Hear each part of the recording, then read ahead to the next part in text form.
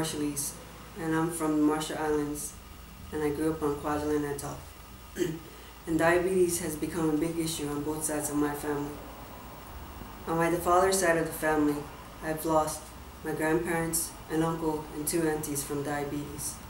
My father, 3 of his brothers, and 2 of his younger sisters are all diabetic. And one of my father's brother had to quit his job because he had to get his legs amputated.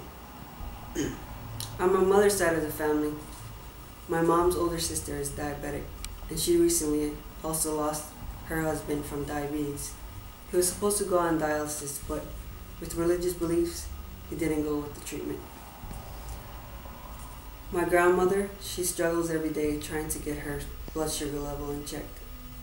For my father, it's a struggle to and from dialysis in Arizona, but he always says he's very lucky he even got treatment over here in the US. Before the Marshall Islands became westernized, we depended a lot on our lands and sea.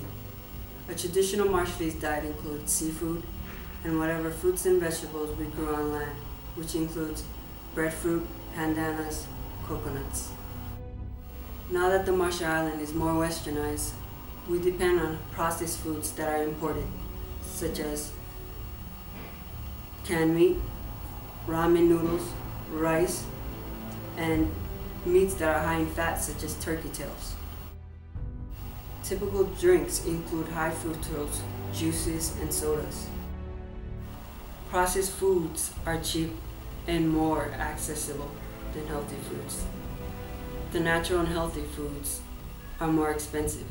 With overpopulation, it's hard to find land and soil to grow fruits and vegetables.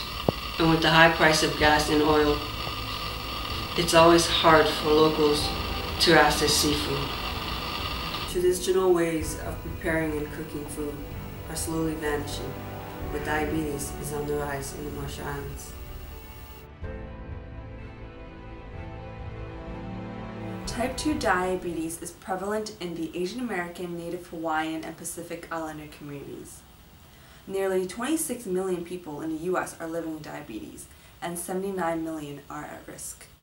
The AAPI community is 18% more likely to develop type 2 diabetes compared to Caucasians. It is worth mentioning that 8.4% of the Asian American population aged 20 and older are diagnosed with diabetes.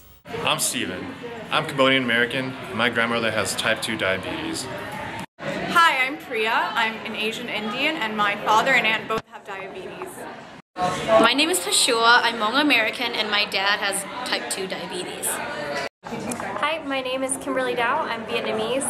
My mother is pre-diabetic, and my second cousin is also diabetic. The rate of diabetes in the AAPI community has increased over the past decade. This crisis not only affects those who are the descendants of the early AAPI community, but those who have just recently immigrated to the US. Diabetes is when a person has high blood sugar due to the lack of insulin production. This causes the body to not properly regulate the amount of sugar that enters the body's cells. Diabetes can lead to health complications in the eyes, the mouth, heart disease, diabetic foot, or dialysis of the kidneys.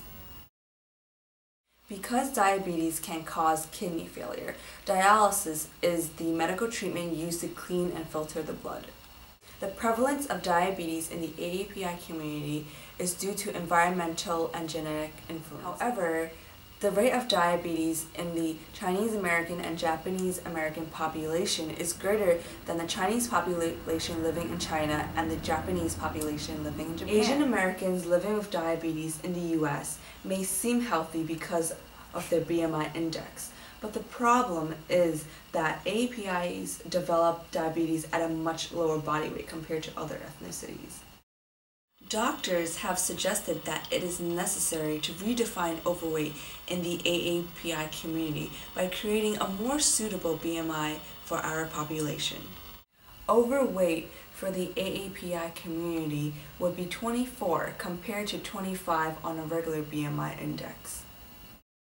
Culture could be another indicator, Our parents and grandparents who have immigrated to the U.S. may not have as much knowledge about diabetes.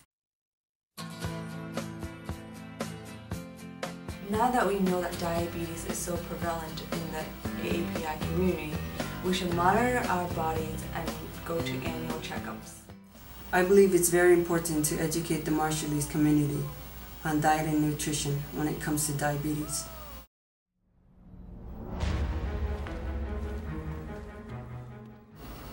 There have been several attempts to colonize the Marshall Islands, beginning in the 16th century when the Spanish first made contact with the archipelago. The Germans tried their hands at colonization in 1885, followed by the Japanese in 1914. However, after the end of World War II, the Marshall Islands became a part of the United Nations Trust Territory of the Pacific Islands under the administration of the United States government, which stipulated that the United States would be responsible for helping the Marshall Islands become a self-autonomous government. In 1986, the Marshall Islands reached full sovereignty and became the Republic of the Marshall Islands under the Compact of Free Association Act with the United States, which also had stipulations. The United States would be responsible for large financial contributions for the development of the Marshall Islands. In exchange, the United States would have full military authority over the region. The most important bilateral issue between the United States and the Republic of Marshall Islands has been over nuclear testing. The Trust Territory of the Pacific Islands gave the United States administration special military privileges over the Micronesian islands for nuclear testing. From 1946 to 1958, the Marshall Islands were subjected to over 67 different nuclear weapons tests by the United States government. Most notably was the Castle Bravo test, which was a detonation of a 15 megaton hydrogen bomb in the Bikini Atoll. This was the biggest and largest nuclear weapons test the United States government had ever performed. You can imagine the immeasurable ramifications of such testing in an area the size of Washington, D.C.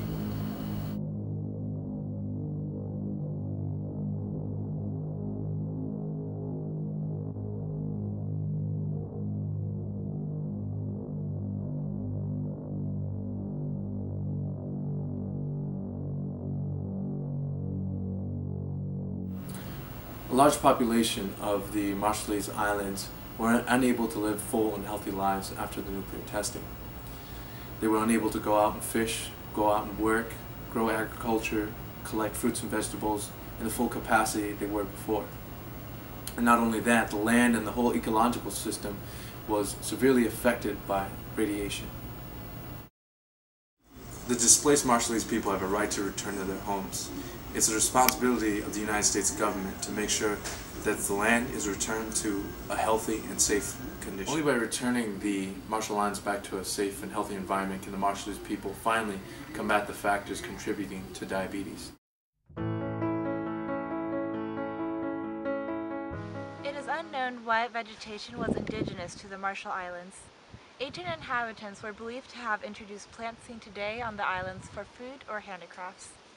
In terms of crops, arrowroot is an example of one of the most important and traditional crops on the island. However, today it's not grown as much. Other crops include taro, breadfruit, pumpkins, bananas, and pandanus. These wide ranges of plants were mostly introduced by the German and Japanese powers. Other kinds of food items include items from the aquaculture industry. This includes giant and small clams, as well as different fish like tuna. In addition to decreasing supplies and production of such domestic food crops, there is an increased preference for imported foods, especially in urban centers. One of the most prevalent and hard-hitting health issues on the Marshall Islands as a result of these factors is diabetes. However, a push for reviving traditional agricultural crops is a potential and viable goal for the RMI to boost national economy, nutrition, and health. As for climate change and its impact on this public health issue, well, with future rising temperature changes expected to be 1.6 to 2.9 degrees Celsius, it remains to be seen how subsistence and commercial agriculture will be impacted. What is more concrete is how the extreme changes in climate, such as decreased average rainfall, are directly impacting most crop yields. On the other hand, El Niño-related weather phenomenon may increase in frequency and intensity. This raises serious questions for the future of agriculture and its ability to provide food security and ample, fresh, healthy foods to the Marshallese people amidst these rising threats. Climate change has threatened the production of once abundant crops. Typhoons and droughts decrease crop yields, and the advent of greater and more frequent weather like this is occurring. Taro and breadfruit production was negatively impacted due to droughts and the resulting drops in water tables, as an example of such an event. The Food and Agriculture Organization of the United Nations, in their 2008 report on climate change and food security in the Pacific Island countries, recommended these following courses of action for the RMI government, among other Pacific Island countries, to address climate change and food security. Government should consider local processing of traditional food crops into more marketable commodities, such as chips, flour, or oil that have longer shelf life and are easier and lighter to transport. FAO, or Food and Agriculture Organization, should support the RMI's efforts to revitalize the coconut industry by providing sound advice on scale of operation, appropriate breeding and replanting programs, products, and marketing. And finally, build capacity of different institutions within the Marshall Islands, including MRD, MIMRA, Land Grant Program, and College of Marshall Islands to jointly promote and carry out agricultural research, management, and training in the Republic. With these actions that the government can take to help promote health and to help mitigate diabetes.